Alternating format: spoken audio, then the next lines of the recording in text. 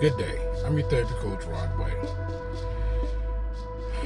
Most of you have seen by now or heard of the video where the 33-year-old mother and her 9-year-old son in Chicago was attacked after leaving the elementary school on Monday. This video has surfaced on social media and has went viral, showing the horrible beating that these two individuals have taken. I've watched numerous videos between Monday and today in reference to how the city of Chicago and their areas planning on handling this incident as it relates to the mother and child in this particular family. There are a lot of promises being made. The family's being relocated out of the neighborhood. There have been rallies. There have been calls for justice. There have been increased police awareness at the school. There have been a lot of things going on to assist this family get through this traumatic, very traumatic event. But I want to take a pause right here and have a discussion on something. And that discussion is, I heard in one of the videos that these particular group of children have been involved or engaged in this type of behavior for a while. This is not the first time that they literally have attacked someone, that they've caused harm to someone or harassed someone. And this is coming from individuals that know these children in the community and neighborhood. My question is, when have we become so detached as a community, especially a BIPOC community, Black, Indigenous, and people of color community, that we've allowed ourselves to not get involved with the betterment of our community and those in our community? I heard one parent or one individual say, hey, I know these kids have been doing this, they're damages to cars, they've done other things. Has fear creeped in so much, and fear of retaliation creeped in so much to where it now stifles growth, it now stifles responsibility, it now stifles accountability as it relates to our communities. This type of stuff has been going on for generations. This is part of the historical trauma that we in the Black community and other brown communities have experienced for generations. That's Black on Black crime, brown on brown crime. And we normalize it so much to where it becomes just a natural part of our day. We walk past it, we ignore it, we see it, we say things like, what a shame that it happened, but nobody intervenes and nobody gets involved. And that says a lot about where we are right now as a community. I know it's close to the holidays and people, are now dealing with empathy and sympathy, and they want to, I heard one news broadcast says, okay, they're donating clothes and food, the whole 9 yards to this family. But my question is, what does this family really need? What did other families in this community actually need? Are we sympathizing and empathizing so much to where we're missing the approach? Are we missing the opportunity to take a direct line at the root cause of the problem?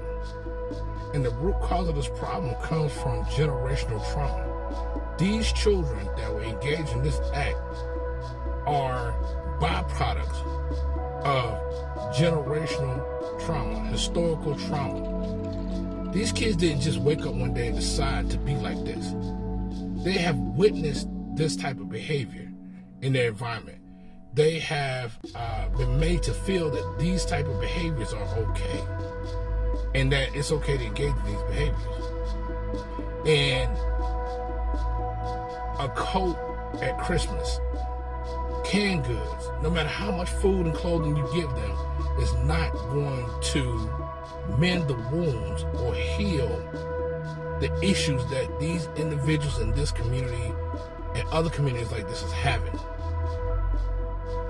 We have to be able to step foot back in our communities and take charge. We have to be able to regain ground, to be able to talk to our youth, to be able to talk to the parents, be able to talk to community leaders, and regain that dignity and respect that once came with elders and those that had authority in our communities. We have to be able to be a voice, not only for this family, but for others, even for those kids. Yes, what they did was wrong, but they still need a voice. You know, I know people will say, hey, these kids should be prosecuted. Yes, everybody should be held accountable for their behaviors and their actions. Unfortunately, if it wasn't for social media, if it wasn't for someone holding a camera and recording this incident, would the rest of the world, would this family be recognized or receiving the treatment that they're receiving right now? They often said in the news broadcast, oh, well, we're going to freeze the frame because it's too violent for them to post on the news, or we're going to blur out the faces of the individuals that are participating in this act because they're minors. But think of this. The individuals that were holding those phones, those cell phone cameras, they thought it was okay to be exposed. They felt like they wanted the world to know who they were, what they were doing, and how big and bad they really are. So in one hand, we're still managing to hold certain parts of dignity and respect to the act and behavior, but at the same time, we willing to expose it. One of the ways to do away with it was to pull it off social media.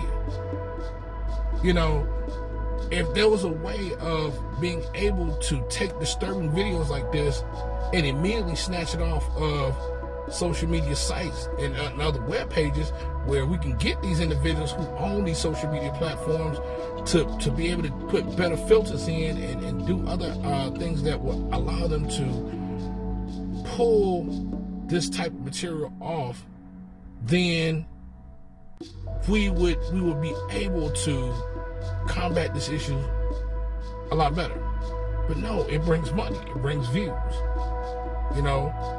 So I say that to say all of this. We have to understand that traumatized individuals living in areas such as this, whether it's Chicago, New York, New Jersey, Carolina, wherever, these type of things are ingrained in our community and have been there for generations.